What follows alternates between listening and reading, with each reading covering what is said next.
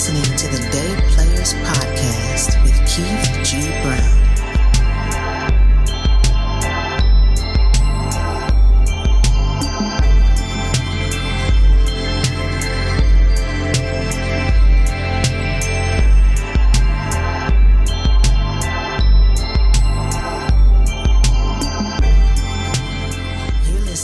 What's up, everyone? Welcome to another episode of the Day Players Podcast. I am Keith G. Brown. Yeah, so quite a bit's been going on in the last few days. I'm just going to get this out of the way right now. My New York Jets are 0-10. Yeah, boy. Yeah, my Jets are 0-10. I feel bad for those guys, you know, once you're on a professional level like that. I mean, just the competitiveness, you know. In particular, I feel bad for my man, Frank Gore. Shout out to Frank Gore. Man, I know you're going through it. Not to say the entire team isn't going through it, but man, you know, I don't know what it is about, you know what, scratch that. I know exactly what it is. You know, when it comes to New York teams, I really think this city just has too much to offer. I really think that, excuse me, I really believe this city just has too much going on. I think that these professional athletes making a ton of money, get caught up, man. There's just so much that you can do, you know. If you look at the Giants, you look at the Jets, you know, the Knicks, the Mets. Well, the Mets haven't been terrible. I will say that they haven't been terrible. And then when they made that run in what was it, 2016? Or 2015, that was great. The energy was great. Yeah, I miss those days. Cause yeah, I root for the Mets. I'm not a Yankees dude. I was born and raised in Queens. Okay, I could walk to Shea. Well, it used to be Shea Stadium. Now it's Citi Field. I could walk there from my house where I grew up. So I was always a Mets guy, not a Yankees guy. Even till this day, I don't buy Yankees fitteds or caps, only Mets. But yeah, man, I just think this city has too many distractions. It's gotta be. I mean, when you look at all the sports teams, right, here in this city, they kind of all like suck, you know? And it's not like, you know, they don't have top-notch facilities, top-notch, amenities, and you know, the coaching staffs have been relatively decent, if not good, and the players have been good. And how many times have we seen a good or great player come here and then they're not really what they were in the previous team, which usually was a smaller market team, you know, coming from a small city, you know, or so. I don't know, man. But again, you know, a true fan is when you're dedicated and you don't bail during the hard times. So I'm going to hang around and watch us turn this thing around, whether it's next season or whether it's 10 seasons from now. God, I hope that's not the case, but you know, whatever. What else we got going on? Ooh, man, speaking of sports, in the realm of sports, November 28th, I cannot wait. Tyson versus Jones, and I'm just going to put it out there right now. If this really is not the exhibition that they're saying it is, then I'm telling you now, look for Tyson to do some work on Roy Jones. And shout out to Roy Jones, man. I'm a fan of his as well. But Tyson is in my like top 5 of favorite people. Okay. To know where Tyson came from in Brooklyn during the era that he grew up in Brooklyn, 70s and late 60s, 70s, very, very, very early 80s until Cuss, snatched him up and gave him a better life. Listen, man, to come out of that, and again, and I could empathize and understand why Tyson was the way he was. When you grow up in that part of Brooklyn during that era, if you don't become hardened, you're not going to make it, especially at that age. That's the age where young boys / young men are trying to come into their own. They're trying to get their own. And they're in that era and in that area of Brooklyn, you are going to do what's necessary to survive. So I'm not making excuses for the things Tyson has done that, just inexcusable, but it doesn't mean that I can't empathize with that man and understand why his mentality was the way it was. And, you compound that with the fact that, our people really don't or have never really believed in like getting therapy and all that stuff. Ooh, I'm glad I'm mentioning that. We're going to touch a little bit on mental health later on in the show. I have Dennis Durant coming on. I've known him for a long time. He's my mentor. Right, so we're going to be discussing the importance of mentorship, and we're going to touch on mental health because overall, in my experience, having a mentor, does help out when it comes to mental health. But we're going to get into that later on.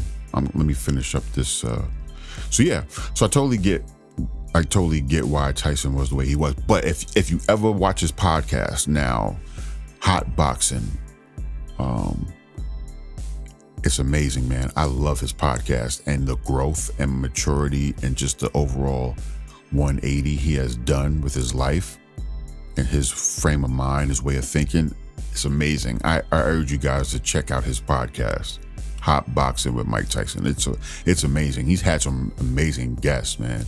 He's had a lot of people on there, and it's the variety is superb because he's had people like Noriega from Component Noriega. Shout out to Noriega, another Queens dude, left rack. But yeah, he's had people like Noriega on there all the way to William Shatner. So it's a great podcast. Check it out. But yeah, I can't wait for that fight. But yeah, my money's definitely on Tyson. But besides me being a huge Tyson fan, I just think that, have you seen this guy working out? The guy's just, he looks to be in phenomenal shape, man. Even to be in his early 50s. So, Roy Jones, he looks good as well. But Tyson just, from the videos he's been posting, he just looks like he's on that other level. Where by looking at him, his physique, his speed, accuracy, it's making people feel like it wouldn't be far-fetched for him to say after this Roy Jones fight, I might look into having another fight with someone. It literally doesn't seem far-fetched anymore. If you check out his videos, his workouts. So yeah, man, can't wait for that fight. November 28th. I will be locked in. So we got to get on this. I am a huge fan of the show Supernatural. And they just had the series finale this past Thursday. Man, I've never gotten that emotional from a TV show. A movie, yes. Maybe like a HBO series, yeah. But I guess standard cable TV series has never made me get that emotional, man. Oh, man. I'm not gonna give any spoilers here, just in case some of my listeners decide to start watching, or they do watch, they just haven't watched the series finale yet. But man, I was satisfied with the writing, the way the show ended. Extremely satisfied. I was. They did a good job. I think they did a great job with the series finale. Man, was not expecting what happened midway through the episode. If you've seen it, then you know what I'm talking about. I wasn't expecting that at all, which I guess made it, like I said, that's why I thought it was good writing. It's whenever you can, take a tried and true formula and spin it and change it just enough to where it's the audience is still surprised here and there. It's great. It's great writing. Because I've watched shows where I appreciate the cast, and I'm a fan of the actors in the show, but there's been some shows where it's like I'm only really watching it for the actors because I'm a fan of the actors. As far as with the writing, it's like I can predict everything week in and week out, like every beat, like the next scene, I'm like, okay, I see where this is going. Okay, I see where this is going. I know where this is going. I bet you this. I bet you this is going to lead to this. And so, whenever I come across a show that leaves me like I'm literally saying to myself, oh man, I have no idea what's about to happen. I have no idea what's next. I mean, listen, it's okay to be able to kind of figure out quite a bit of stuff while you're watching the show. Because you got to think, especially if the show's just based on some normal people. We're not talking about any kind of like sci-fi or, fantasy. But so if it's based in the realm of like the real world, or supposed to be like the real world, of course you can be able to predict a whole lot because they're kind of following the formula of humanity. We that saying is true, where it's like there's more, we have more in common than we do differences when it comes to just human beings, regardless of your ethnicity or your culture or whatever. We definitely have more in common than we do different. So yeah, naturally you're going to be able to predict quite a bit watching the show.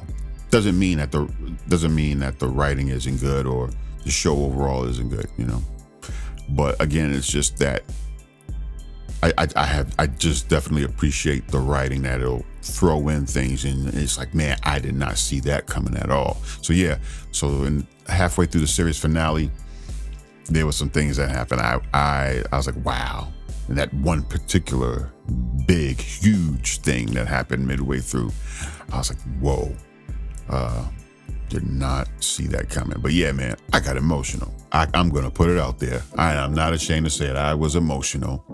And again, the show was on for 15 years, man. I mean, now that I am an actor and I'm in this industry, I can understand just, to do something. Because here is why I was also emotional, because I'm now able to put myself in those actors' shoes to a point to where it's like I can imagine working with the same like team, the same core team, seeing them day in and day out for 15 years. You've built something that has lasted for 15 years, and it lasted for 15 years because there was a huge fan base that loved and appreciated it. So that network kept renewing it. That says a lot. You know what I mean? So I can appreciate that, especially now that I'm in this industry, where it's like that is beyond a blessing to be able to have something run that long. So then, when it's over, like, oh my God, I can only imagine, shooting like the last scene or something like that. The last time you'll ever be that character. It's the last time you're gonna be working with that other actor that you've worked with for 15 years in this capacity. You may be on another job, another show or movie, whatever, with that actor again down the road. But as far as this world that you've built for 15 years, this setting, this, particular show, that's it. It's over. So, man, I can only imagine the emotions, So, yeah. So shout out to the entire crew that worked on Supernatural. I love that show. It was a great show. I'll even probably rewatch the seasons. Yeah, I'm almost positive it's on Netflix. Yeah, man, it was a good show. And the series finale, it did it justice. I was very, very satisfied with it. So yeah, that's about it. Yeah, like I said, coming up, we have Dennis Durant on the show.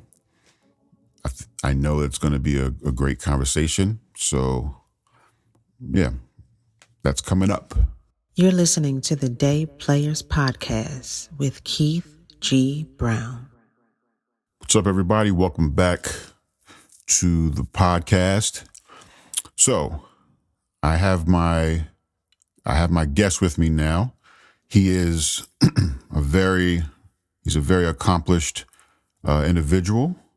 I'll let him get more into that. He is also, I consider him my mentor. Whenever I'm having issues, man, regardless of what it's about, I call this dude up.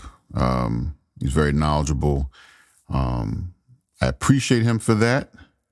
And so, ladies and gentlemen, we got Dennis Durant. Dennis, what's up, my brother? Keith, what's happening, man? Glad to be on the show. Glad to be speaking with you, man. Everything is trying to stay up and trying to stay positive in this quarantine, but hey, we're still here, man. So everything's good, man. How's everything your way? You know what, man? Everything is great. I can't complain, man. Just one thing which I mentioned earlier in the podcast. My Jets are 0-10, brother. And you know what I mean? But I'm trying to stay positive. This is the test of a true fan. When you don't jump ship now, and then, you hang in there. And then when things turn around, you get to throw it in everybody's face. Like, hey, I told you, now it may be 5 years from now, but, Yeah, sounds good. Sounds great.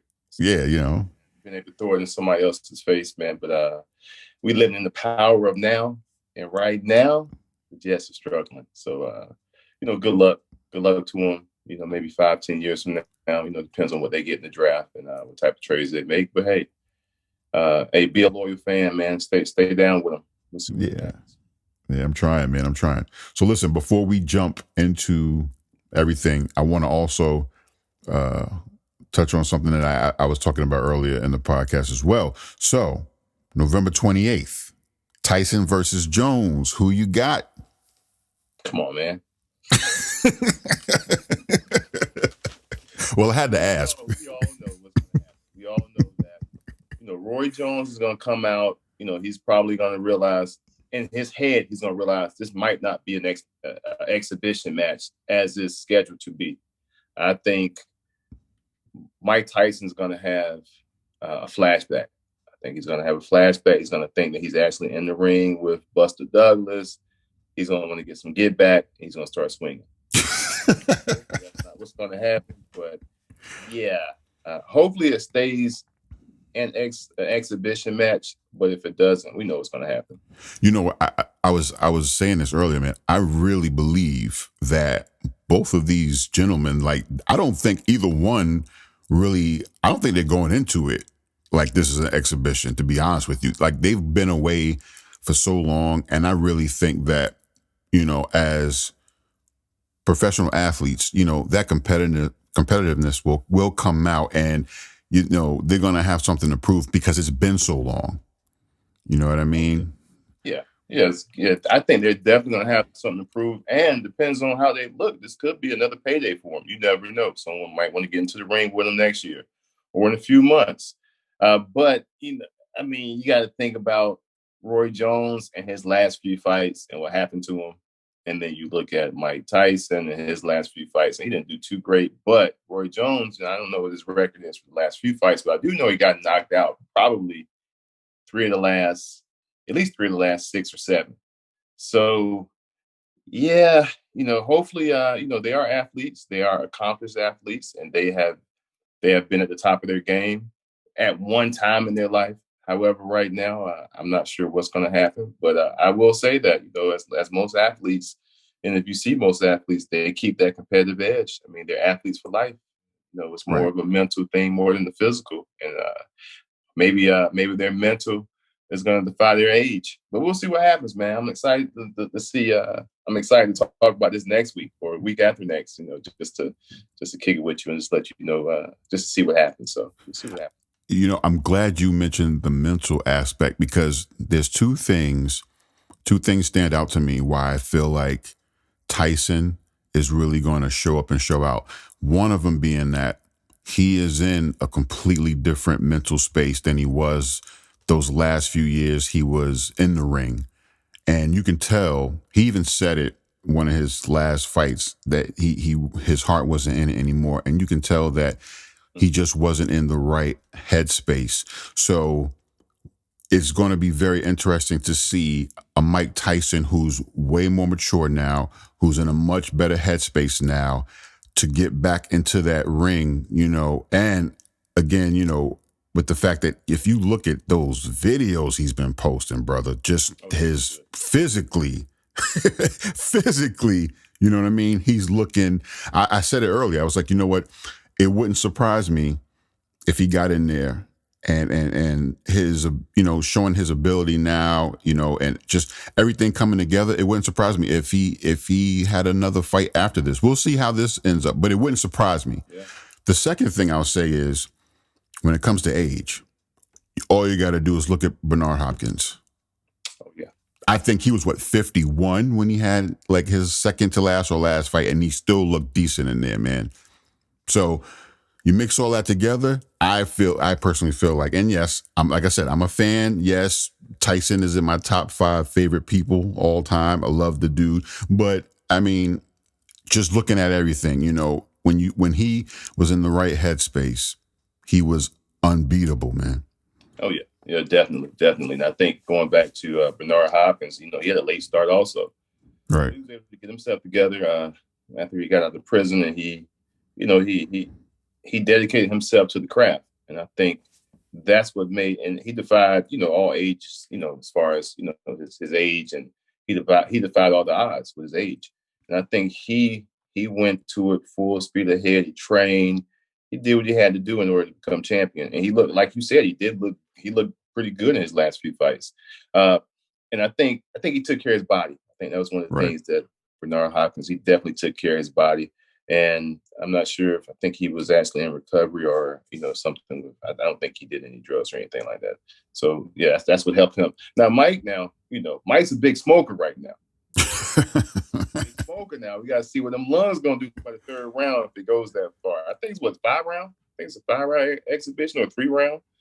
But that might actually work in Mike's favor. But yeah, he smokes a lot now too, man. So that could contribute to his awareness and where he is right now mentally. And also, I just think, you know, just experiences, man, just experiences and things that he's experienced in life. He's just in a totally different place. So I think mentally, we'll see what happens, man. We'll see. I think, like you said, mentally, he's in a better headspace. I think he understands who he is right now. I think he's got some awareness, and we'll see what happens, man. I love what Mike is doing with his podcast, and Yeah. also with his, you know, with the, you know, promoting the benefits of medicinal marijuana use. So I think he's doing great, man. I think he's in a good space right now. Yeah. Well, we'll see, man. We'll see. All right, brother. So listen, man, let's jump right into it. You know, tell us Tell us where you're from, and also, like I said, you're very accomplished. You've done some things. So yeah, where'd you go to school? All that stuff, man. Start with where you're from.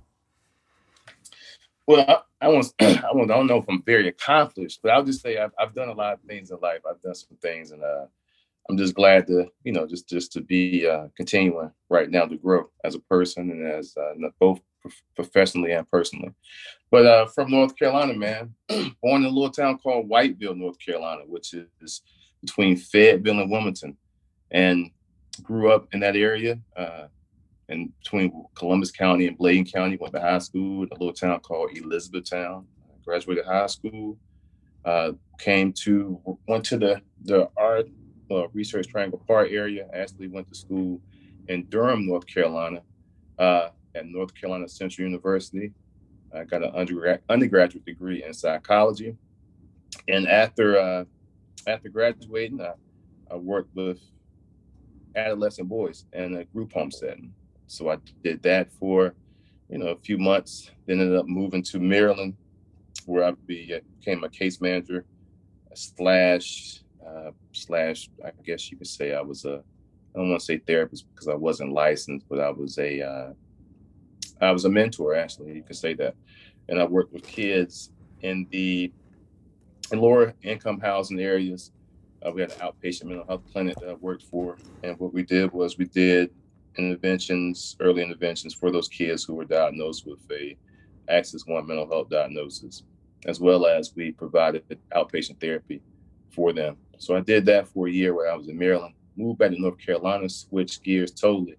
I had a background in mental health and in psychology, so I became a counselor, a substance abuse counselor, and a methadone maintenance center.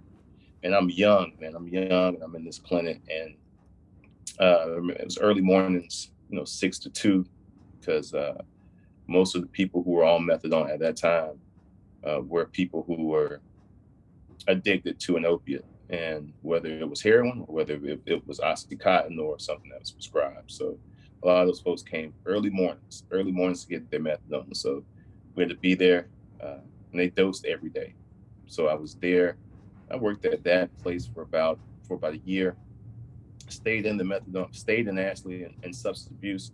Went to another company where it was a total abstinence model. What they did was they had an individual independent living program for substance abusers. So I did that for a couple of years, and after that, I actually branched out into community-based mental health, where I was doing a community-based services approach, or community-based services, what it was called. And we did that with adolescents as well as with adults. And getting into that space, I realized that it was basically definitely a need in our communities for services and organizations for people that look like us, ran by people who look like us. And with doing that, I actually branched out, had a couple partners, started some mental health organizations, and that's kind of where I got my start as far as an entrepreneur or an owner in the space. And I did that for a few years. And in North Carolina, a lot of the small providers were essentially pushed out. They were given guidelines that were pretty strenuous, especially when it comes to being able to employ professionals who rates were astronomical. For instance, they made small providers actually hire psychiatrists, we already had licensed therapists, but also medical directors. So it kind of pushed a lot of the small providers out. And at that time, I had an office had a partner with an office in Durham.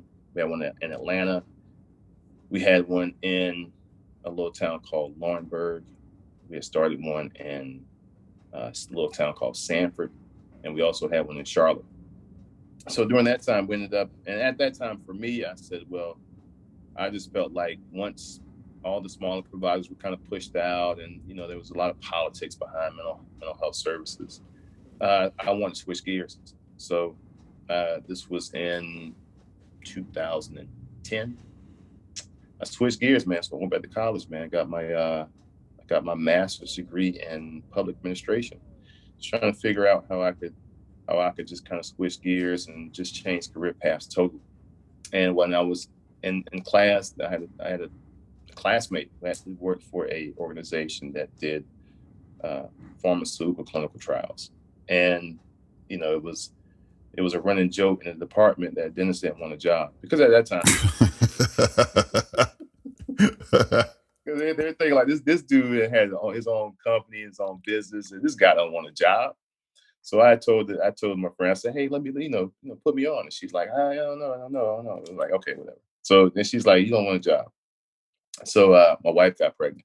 I'm like, dang, I definitely need to get a job now. I need to go ahead and so things changed. So I said, let me go ahead and get a job. And she put me on. And during this period, I was still consulting and doing stuff in mental health, but I wanted to do something totally different. So I got on, started this organization kind of I would say from the ground floor, I would say. And within 2 years, man, I just worked myself up, and it wasn't me, man, it was God, man. God put me in a situation to where I was able to get a position that usually took, from what I saw on average, 6 or 7 years for people to get. And I got it in less than two. So from there, man, I kind of I jumped headfirst into the pharmaceutical clinical trials, and that's currently what I'm doing now, as well as continuing to consult for organizations, mental health organizations in the area, as well as outside of North Carolina. So, and right now, that's where I'm at, man. I'm, and I guess I didn't, some other things I did accomplish throughout that time. I did start a nonprofit, and I've started a couple other organizations. And right now, my organization is IE Research. It stands for In Everything There Is Research. And also, I'm actually working on a nonprofit to provide education to minority communities as well as rural areas on the benefits of clinical trials. Not only, trying to lift the stigma of clinical trials, but just kind of letting people know so people are informed what the benefits are. So yeah, man, that's where I am, man. I'm also a member of Kappa Alpha Psi Fraternity Incorporated. I want to put that out there. Yo, yo, yo. All right, all right. So yeah, man, that's me, man. In a nutshell, man. I'm married, one kid, and like I said from the beginning, man, just trying to stay safe, man. Just trying to stay safe out here. Yeah, man. Listen, that is, man, amazing work, man. Amazing work, and that's one of the reasons why, you know, I appreciate you, man. Look, in a way, look up to you, man, because I of course, I'm aware of, the things you've done, and it's amazing, man. Really, really great stuff. And I want to just say, you were just ahead of the curve in regards to the entrepreneurship mindset, because nowadays people people that look like us are finally getting on board and realizing the importance of entrepreneurship, to where you're not sitting idle and waiting on opportunity. There are a lot of people now making their own opportunity, and that's extremely important. I think we all should really be taking advantage of, the times we live in regards to technology, and being able to cut out the middleman and actually reach, thousands, hundreds of thousands, or millions of people with whatever ideas we have, and we also need to be teaching, our young ones about entrepreneurship, so that when they get older, they're not sitting idle, waiting on opportunity, but they know how, by the time they become young adults, to make their own opportunity. That's extremely important. And there's just so many ways you can become an entrepreneur nowadays. It just makes sense to do that, man. Yeah, definitely. And for me, I had a person who actually, getting into the mental health field on the community-based side. I had a person who was I looked at him as a mentor. He had started a small company, and when I made the transition from doing substance abuse counseling to the community-based services, man, he was, he was a brother, and he's still actually in business to this day. But I saw what he did. I saw how he built. So he had a small organization, and he was able to build it. And I was actually a part of helping, assisting him building it. And I just remember, for me, It wasn't so much about the money. It was about getting the experience as well as, putting in some sweat equity. And I felt like if I help somebody else build their company or build, something that's going to assist with with overall helping out people and people in need, especially those who have mental health issues. I just felt like for me that was self-gratifying. So I did that, and just by me doing that, it opened other doors for me. And I think when you talk about being a mentor and having mentors, I think it's important to have those mentors, especially those mentors with those positive attributes that you want to, either enhance in yourself or eventually one day see in yourself. So I think that's basically what I did, man. Same with you, man. I see what you do, and I'm seeing what you're doing. And you're also a mentor to me. I mean, I think that, having that drive and having that vision and having that foresight to say, hey, this is what I want to do. This is where I see myself. And right now, this is what you're doing. I mean, you're actually, those visions and those things that you put out there are actually coming to fruition right now. So, I commend you on that, my brother. Well, thank you. I appreciate that. But yeah, man, let's stay on that mentor thing, man, because it is the main reason why I have you on, because, as you know, I mean, I've gone through quite a bit. And like I said, I used to have, when I worked at this company, my boss, he was actually, I think he was probably the first person that I considered like a mentor. I mean, he would just, he would call me every evening and check on me, man. I never had a boss do that. I'd be sitting in my office. It'd be really late. My day started. I was at work by like 5 a.m. That's what usually when my day started. And, I'd be in the office till like 8, 9 o'clock at night. And he would call me right around 7:30 at 8 o'clock after he was wrapping his day up.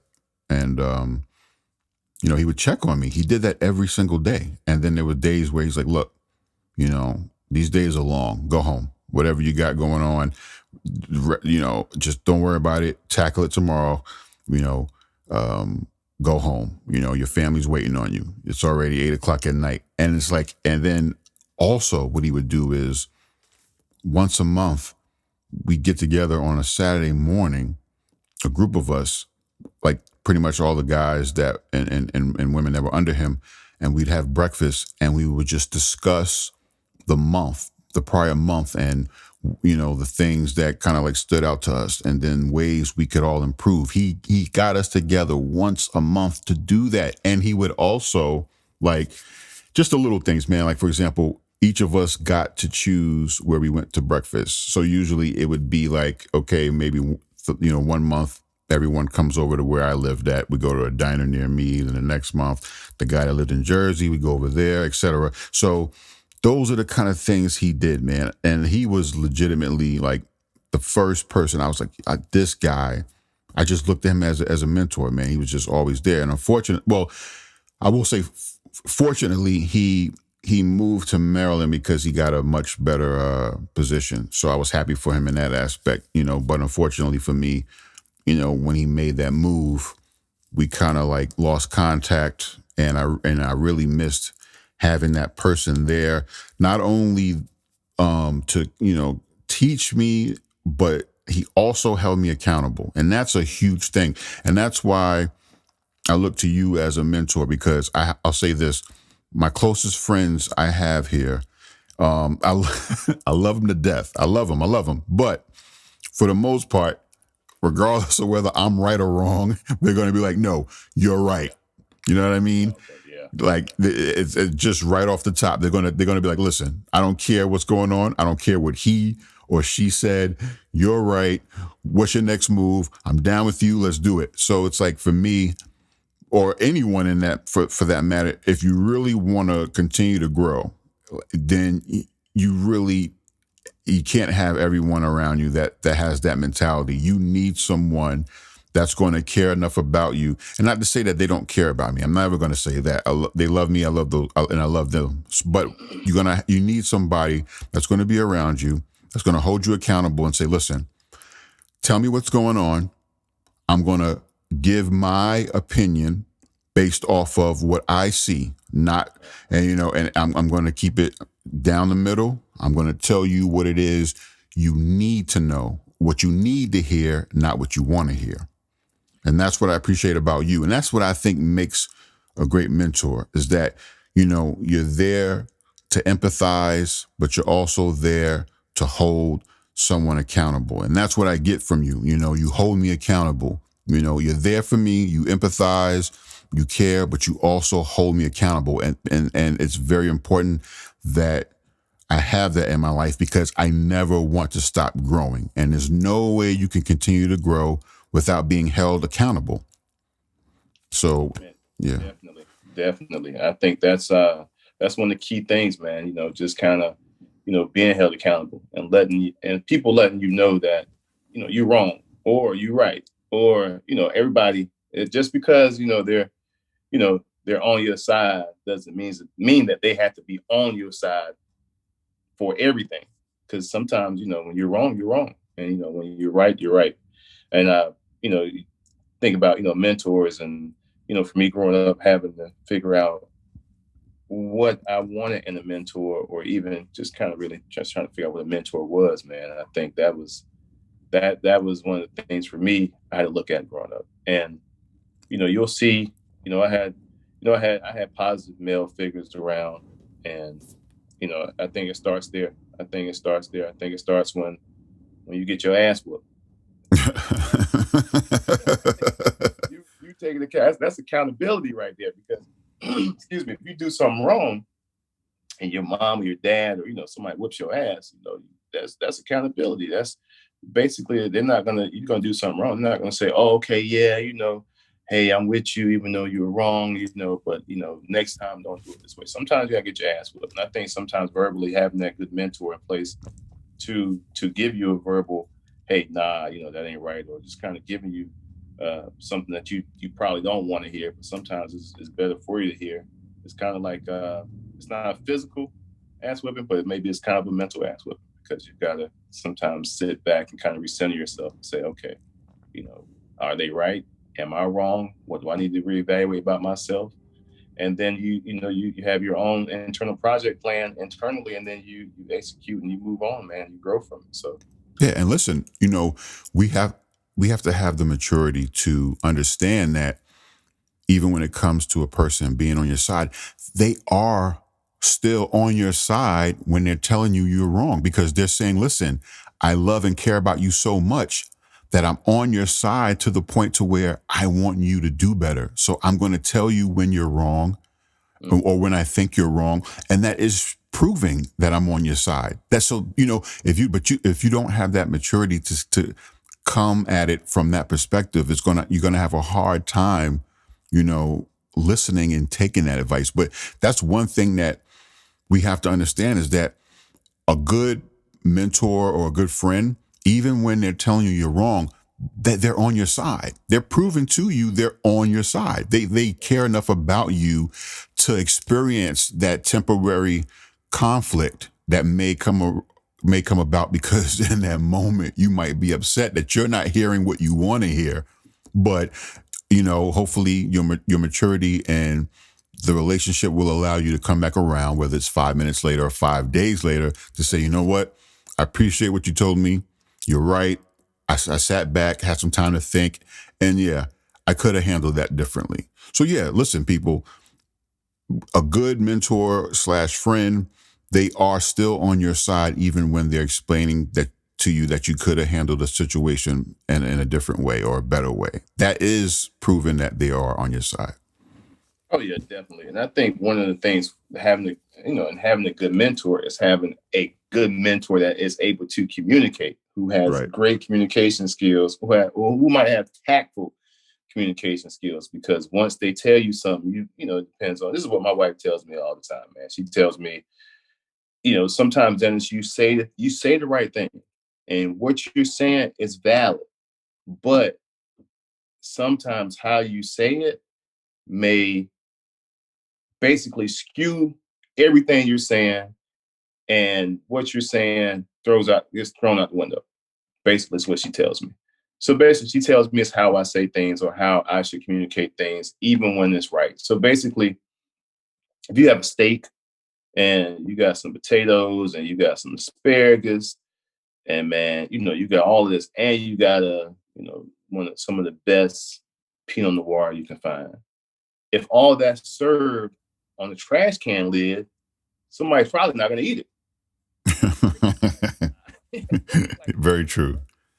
I don't want that. So regardless of how good that steak was prepared or how good that is, if it's served the wrong way, somebody's probably not going to eat it. Or if it's on the floor. If it's on the floor, somebody's probably not going to eat it.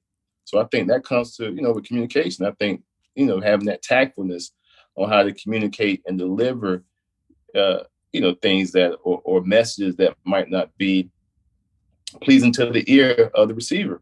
I think it's good. I think you definitely have to have a mentor that's able to communicate positively. So, yeah. So I think that's one of the things I'm working on as a person. I think we all can benefit from just kind of figuring out how we communicate, and again, grow from it and just grow and improve our communication skills going forward. So I know I try to do it.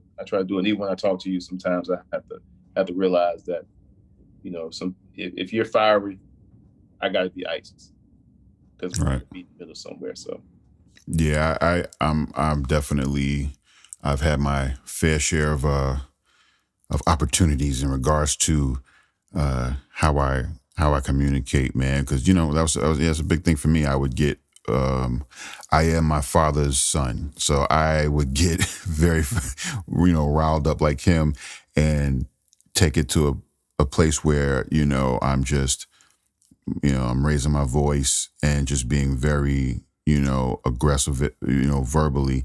And you've even told me, he's like, you've told me before, like, hey man, yeah, I completely understand what you're saying, but it's the way you present it, it's the way you say it. So, I've definitely been trying to work on that, man, because it is true. It's so true. You can be 110% right and have a valid reason why you are upset and or angry. But the minute it comes out wrong, it's like the person has an excuse to totally not listen to you. yep. And they will, and usually they will use that excuse because they're upset about, first of all, they're upset because of the situation, whatever that situation is. Then secondly, they're even more upset because of the way you're talking to them. So then now they have, the excuse to just say, I'm not listening to you any longer. So don't give, that's my thing now. I tried, like, don't give the person the excuse to not listen to you. Present it respectfully, and the ball's in their court to do the right thing by trying to work out whatever the situation is. So yeah, communication is definitely key, man.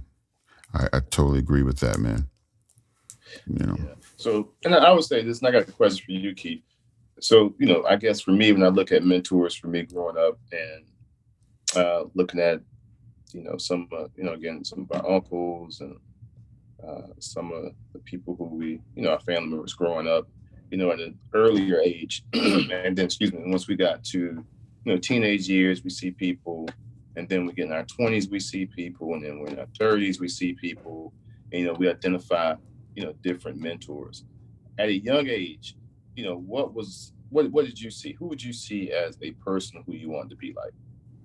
Well, see, that for me, that changed quite a bit. So my grade school years, I can honestly say I didn't really have anybody in my life that I saw and was like, I wanted to be like that. And on a grade school level, those years, I really kind of looked to people I saw on TV. It would be like, that's who I want to be like. Yeah. And then as I got older, my early teen years, I started looking to the wrong kind of, I guess, people to kind of like, to be like, for example, one of my close cousins, he had an influence on me, but he was a big time drug dealer, and he was the wrong type of person. But again, around that time, my father was no longer living with us. My parents had gotten divorced. I did still see my dad, but it was like on a weekend kind of basis. And so by the time my early teen years, man, I was kind of looking to the wrong type of people to be like. Then by the time I was done with high school, I kind of got back to a point where I really wasn't even looking to anyone to look up to. So I was just kind of on my own, I would say. I was, so that's why I ended up joining the military, because I was kind of confused, man. Like, story about me joining the military, dude. Like, I was standing on the campus, I had just finished summer classes, and I was just standing there.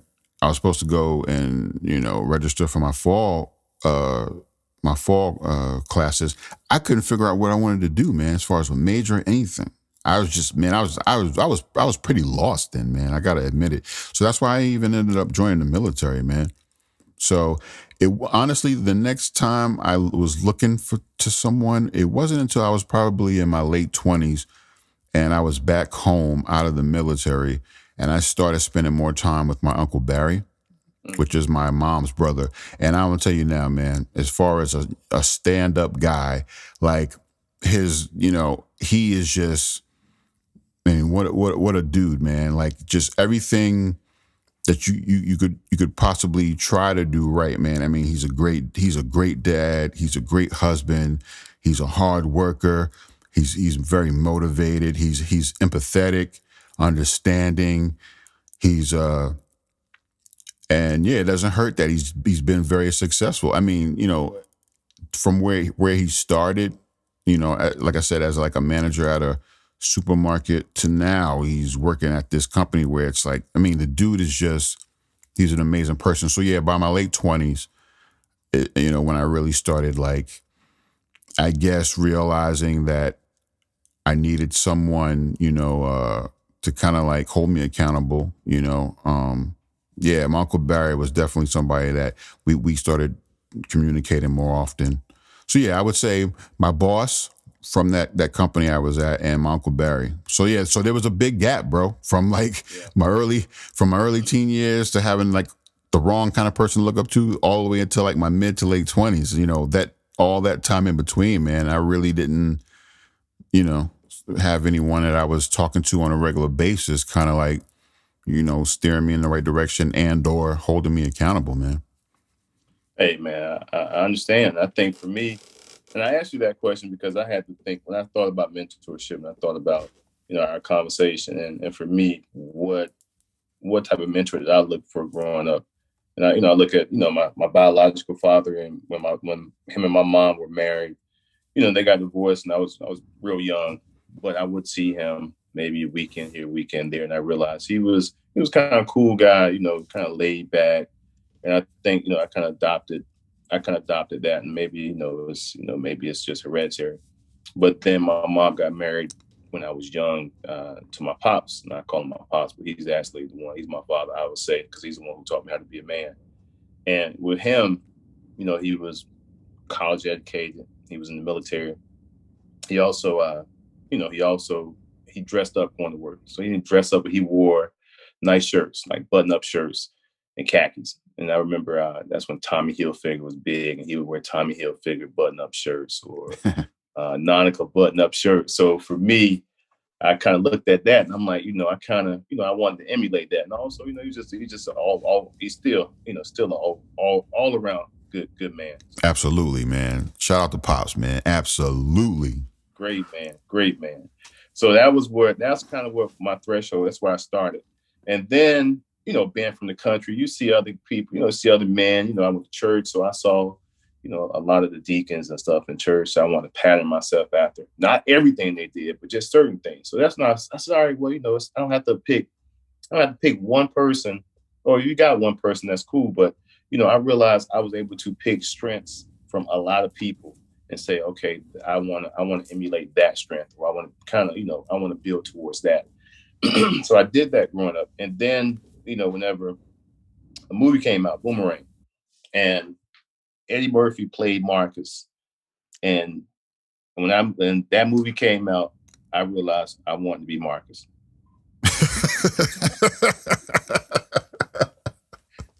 I'm like, yo, I gotta be this guy, Marcus. Like, who is this dude right here, man? This guy, just that whole idea of Marcus is what I want to be.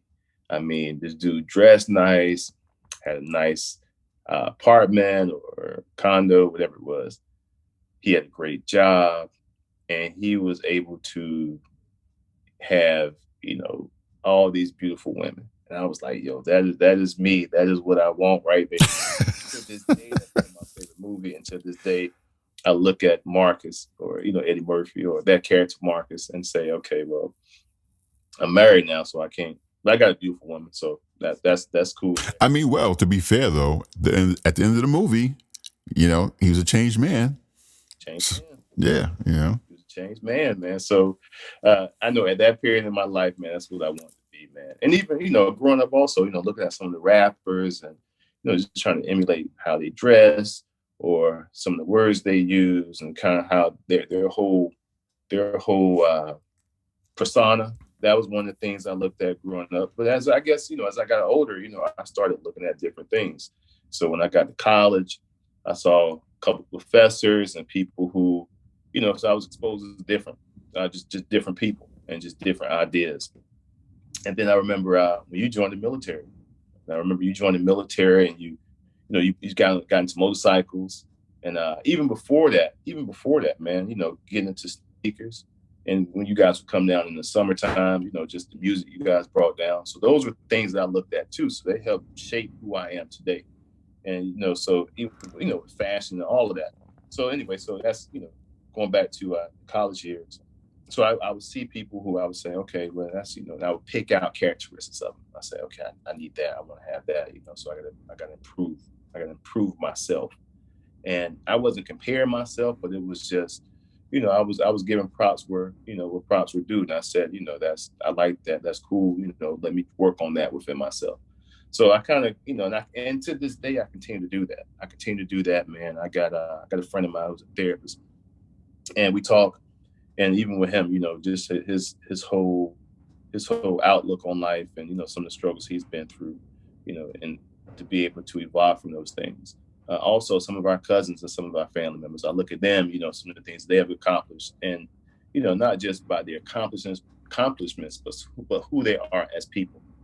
And I try to always pick out small characteristics. Even your dad, your dad was I think he was the one who put that entrepreneurship bug in everybody, because he was able to, again, put in sweat equity and, on his own business. So I just think, again, those are small things that, I think we got to identify certain things, because sometimes, the whole person is not 100% of the time. So when you have a person who you're mentoring, and, one day they might be off a day. And, but it's always, again, it's always imperative for me to pick out different characteristics of people, and, as well as still have the, those core people that you're able to talk to and communicate with and bounce things off of. But yeah, man, that's how I look at it, man. Even now, again, I said it before earlier, but even with what you're doing, and, your drive is definitely inspiring. It's definitely inspiring, man. So, and again, mentorship is not just, having a person who you can follow, but also mentally being able to be the person who picks a person or picks those characteristics that you want to see in yourself, within ways that you want to improve. Yeah, man. I gotta say, I'm loving this conversation, man, because I had no idea that it was the movie Boomerang that kind of shaped the way you want to be. That's great to know now, man. But do you see the power in film, man? Because I'm gonna tell you, I got a story for you, man. Nori from Component Noriega, he literally has told this story several times about how he went to the movie theater. And I know exactly what theater he's talking about. It's over on the other side of Queens. And he talks about how he went to see the movie Juice. And when he got out that movie, he literally shot somebody for the first time as soon as he got out of that movie, because he wanted to be Tupac's character, man. He was so inspired. He said he literally shot somebody later on that day when he got out that movie. So you can actually see the power of film. I know that's terrible. I'm just shout out to Dory, man. Shout out to Nori. Shout out to Left Rack. Matter of fact, speaking of Left Rack, I want to give a quick shout out to my man Dane Irvin from Left Rack. That's my brother, man. We grew up together, and he's doing big things too, man. So shout out to Dane. But yeah, man. Mentorship is so important, man. And I really wanted to talk about it because, it really means a lot to me because I've seen how much my life has benefited from having someone always there, to again, like I said, hold me accountable. And, this podcast is based around, the acting world, directing, writing. And I'm telling you, man, in this kind of industry, it is so crucial to have that person to help you along, man, because you're going to be in situations to where, there's so much about this line of work that you can't control. You know what I mean? And it's so imperative to have someone to see things from a neutral perspective, and say, listen, this time, yeah, I think it might have been you. There's a few things you could have did differently. How about you kind of approach it this way? It's very imperative, man, when in this line of work. I mean, unfortunately, just a couple of missteps can derail your career, man. Like it's such a small community. First of all, I've only been acting for about a year, almost a year and a half, but I've already seen so many faces several different times in several different situations, man. It's a very, very, very small community. So, again, just a couple of missteps, and it could either derail or make your path a lot more difficult. And in this line of work, I'm kind of like I'm not the norm. So, me starting late and having been through more and being more mature because of my age, I'm not the norm. Usually it's much younger people starting out in this acting thing. I was the oldest in my class, in film school. Everyone was much, much younger. We're talking 19, 20, 21. So to be that, to not have as much experience, as much life experience, oh my God, you definitely, need someone that's in your corner that's going to be, mentoring you, holding you accountable and kind of help guiding you, man, because, to get thrown into a career like this, to where you are definitely you're on your own, and you're making so many different decisions. And a lot of times it's got to be quick, and you don't have much time to make those decisions. And again, you have to be very careful, and your decisions have to be well thought out. You know what I mean? So that can be a very difficult task day in and day out as a young person. So you definitely need someone that you can talk to kind of help you. Ultimately, you make your own decisions, but you definitely, should utilize, that person that, is there for you, is going to be there for you, and going to stand up to you to tell you, I love you enough to tell you you're wrong right now. Or, hey, I love you enough to say, I think you could handle it this way. You know what I mean? So definitely important, man. Yeah, definitely. And I think too, man, even though you may feel like you got a late start, but I think your start is where the time you started is when you need to start. I think because, mentally you are in a whole different place. You're in a different place right now. So it's a lot of decisions that you probably would have made as a young actor or a young person to get into the field. You're probably not going to make those mistakes right now. You're probably going to do more of your due diligence to figure out things opposed to just jumping on the first thing or, just trying to take any role. I'm sure now, you're able to say no to a role if you want to, or you stay and say yes to the right role, which is, I think is always good. I think it's always good to have a just to have a sensor. And I think as we get older, we have sensors and we have a sense of discernment, especially when it comes to acting. I'm sure, I don't know too much about acting. I watch a lot of movies, watch a lot of TV, but I do know that some roles can actually defy a person. And a lot of young actors, what I've seen in the past, they'll pick that wrong role, man, and that's it. They can't live it down. True. No one. That's what they see them as. They'll always see them as that person. Right. They don't see them as whatever other character that they're trying to play. So. Well, yeah, that's true. I immediately saw the benefit of being a more, I guess, more seasoned individual. Even in film school, I remember we had this class to where we just had to sit there. We were being videotaped, and we had to show some emotion. They teach you how to utilize things that, thoughts and memories that you've been through, and use those to get yourself in the moment.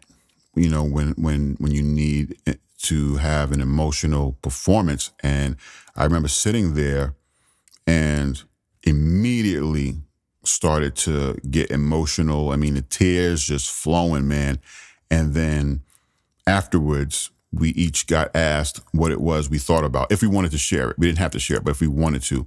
And I told everyone, I said, when I sat there, because this was still, fairly fresh. But so when I sat there and I told them, I said, I immediately just thought about my aunt when she was in ICU, and how it just literally hurt my heart just to see her that way. My aunt Deborah, and so I immediately thought about her and just seeing her that way, wishing that I could still see her. Unfortunately, she passed away. But so that brought a ton of emotion out of me, man. And then I remember a good friend of mine, we became good friends in film school. He's much, much younger than me. He had a hard time with that exercise, but it wasn't because he wasn't a good actor. He's a good actor. What it was is that he's so young and hadn't been through much yet. He really didn't have anything like that to pull from. So that's really, I immediately saw a benefit to being older and having gone through quite a bit, because as actors, we're asked to pull from things like that, because, you can be having a great day. You're having a wonderful time. You love you love who you're doing the scene with. You guys get along amazingly. The whole set is amazing. The crew's amazing. And now you're asked to be show the emotion because you have just attended your 4-year-old son's funeral. So it's like you're having this amazing day, and now, okay, and action. You just laid your 4-year-old son in the ground, and now you're talking to, it's you and your wife. Go. So you have to be able to pull from something to get your mind in that mode, and it's like, they do teach you got to find a balance to be able to, when they say cut, to pull yourself out of it, though. And a lot of actors, actually, a lot of well-known actors, they have talked about how they get, it takes them a long time to separate themselves from a character, especially when it comes to, you've been working on some sort of drama. And most of the film is dramatic, and you're in a place to where, you're playing unsure yourself, or you're playing mentally unstable, or you're playing depressed. And, I've heard stories about being stuck for, maybe weeks or even months after you've wrapped on that project. But because you were in that headspace for so long, we're talking, a film, so, shooting a film can last months. So to be in that kind of headspace for that long, I have heard of, experiences where it takes some time to get out of that. But yeah, so that was one of the benefits as far as me being much older. I have done so much. Another benefit I saw too was that when it came to auditioning, I knew to prepare myself before auditions. I know as long as I have done the work I'm okay with the outcome. It's only when you haven't prepared or done the work for whatever it is that you'll second guess and not be okay with the outcome. So for me, I would go in there like, look, this is the role. I've prepared for this role. I've studied the lines. I've gone into the script. I've delved into it to kind of, figure out the subcontext. I did my due diligence. I'm prepared. I'm going there and say, look, this is what it is. This is who I am.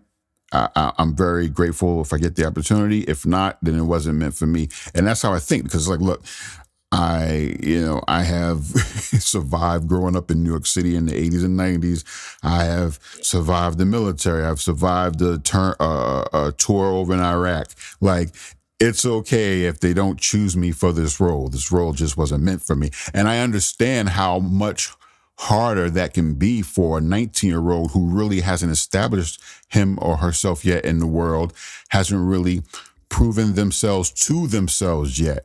Yep. So then when you get into an industry like this, where you are that young, you can get caught up in all your self-worth being attached to how many times you get yes instead of no when it comes to going out for roles, So that's definitely understandable. So yeah, man, there's benefits. With that being said, I wonder, you talked about being able to just kind of switch and, have a great day, and then all of a sudden you got to play a role to where it's a scene where you're just totally sad or angry or whatever.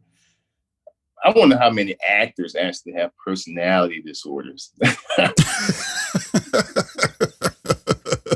just wondering how many actors got personality disorders, man, because having to switch and being able to grab from different emotions and different memories and put that on the big screen and you got to be believable. You got to make it believable, man. That's what I mean. Folks have personality disorders out here, man. But hey, that's just a question I have.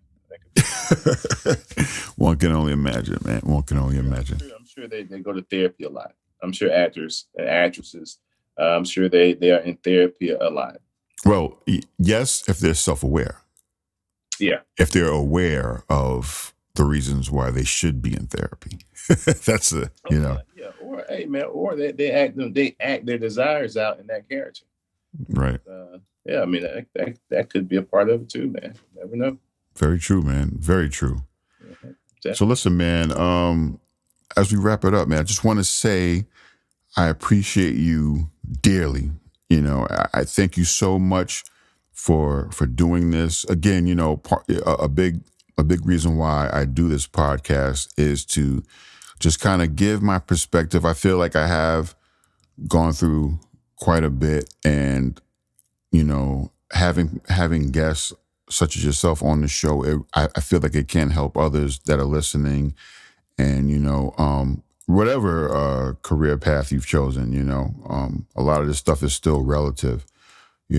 So with that being said, I appreciate you coming on, brother. I love the things you're doing. I'm looking forward to some of the things that, we're planning to do together. I definitely, I'm excited about that. So listen, tell everybody, reiterate as far as, the things you got going on and how they can find you, in terms of social media. Social media, you can just find me at Dennis Durant on Instagram, and also on Facebook. Don't do too much Twitter or any of the other the social media platforms.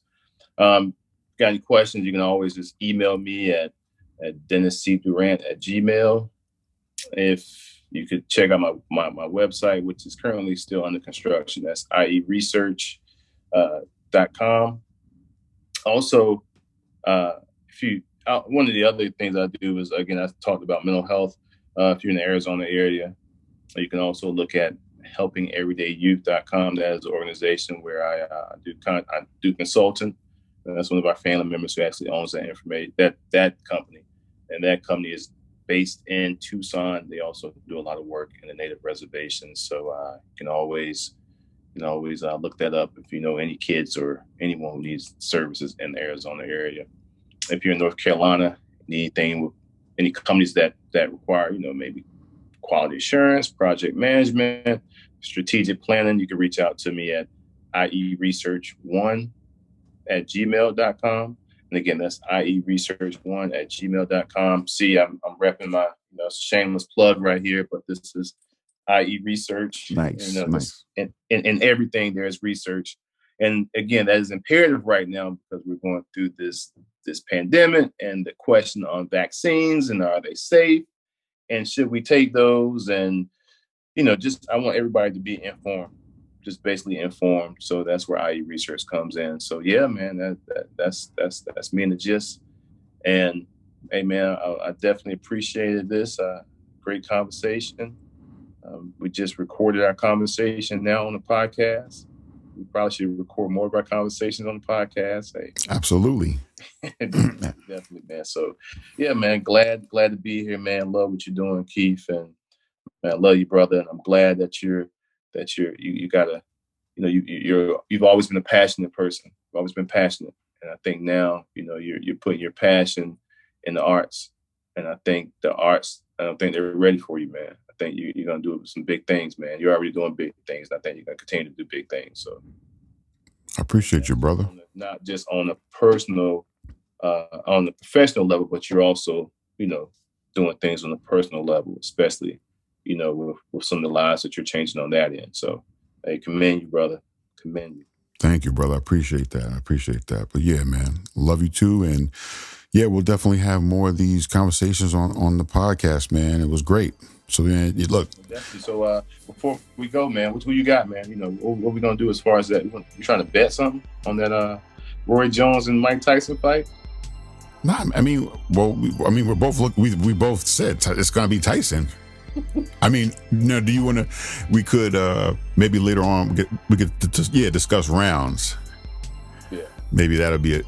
You know what? Honestly, I think that's going to be everybody. I think that's going to be Vegas's big bet. Is not even who's going to win, but what round. But I'm super excited for that, man. I love Mike Tyson, man. Like I said earlier in the podcast, man. Just if you understand where this man grew up and what he had to deal with and how it was survival of the fittest. Again, never going to make excuses for the things that he did, which were totally, just not ideal choices. I'm never going to make excuses for that. But like I said, at the end of the day, I am empathetic and understanding as to why he was who he was. It was just, you had to be hardened in order to survive in that era, in that area of Brooklyn. Just hands down, that's just what it was. It was kill or be killed, So Mike did that was great, and what changed his whole life was he got a mentor, man. It was Customato. Yeah, Customato, yeah. Customato, man. That was his mentor, man. Yep. It changed his life, man. So absolutely. Goes back to the power of mentorship. Absolutely, man. Yeah, man. Listen, take care, man. I wish you success and great health to you and your family. Tell them I said hello. I love you all, and yeah, we'll talk again soon, brother. Definitely, Keith. Hey, man, have a great week, man, and enjoy the holidays, man. Same to you, brother. Stay safe. All right, thanks, man. I appreciate it. All right.